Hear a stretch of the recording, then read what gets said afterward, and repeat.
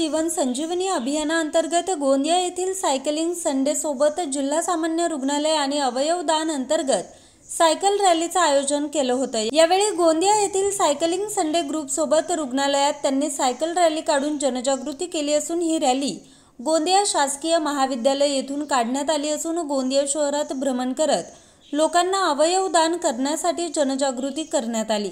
तर आपल्या एक व्यक्तीच्या मृत्यूनंतर 8 जणांचं आयुष्य वाचवू शकतो, त्यामुळे लोकांनी आपला अवयव दान करण्यासाठी पुढाकार घ्यावा आणि अवयव दान करावे असा संदेश यावेळी सायकल रॅलीच्या माध्यमातून देण्यात आला। न्यूज रिपोर्टर चेतन समरीत, आज 24 तास, गोंदिया।